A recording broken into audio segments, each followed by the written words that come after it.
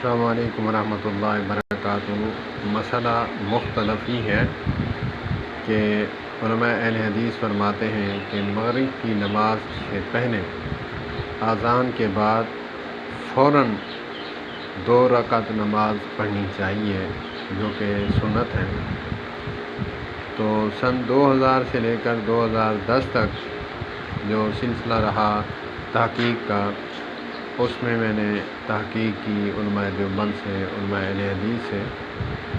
مولانا احمد علی لاہوری رحمۃ اللہ تعالیٰ علیہ کی مسجد ہے، مدرسہ ہے، اب ان کے پوتے چلا رہے ہیں وہاں پہ شیراں والا گیٹ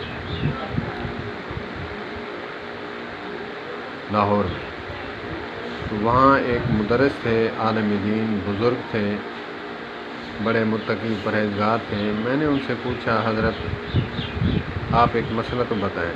کہا پوچھیں۔ میں نے کہا کچھ لوگ کہتے ہیں کہ مغرب کی نماز سے پہلے اذان کے بعد 2 رکعت سنتیں ادا کرنی چاہیے۔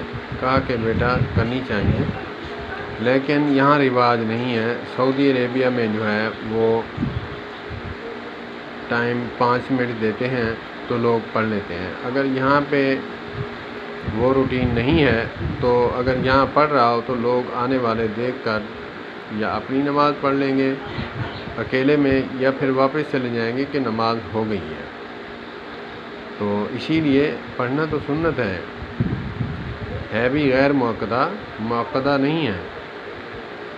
اگر کوئی پڑھ لے تو اس میں حرج نہیں ہے۔ تو کیا ان کی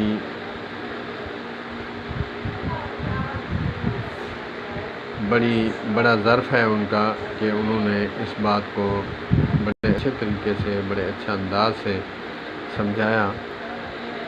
مختصر انہوں نے کہا کہ امام ابو حنیفہ رحمۃ اللہ تعالیٰ علیہ نے کے نزدیک یہاں پڑھنا صحیح نہیں ہے، نہیں پڑھا تو ہم نہیں پڑھتے، لہٰذا اگر کوئی پڑھ لے تو اس میں کوئی کباط نہیں ہے۔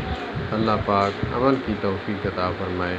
السلام علیکم ورحمۃ اللہ وبرکاتہ۔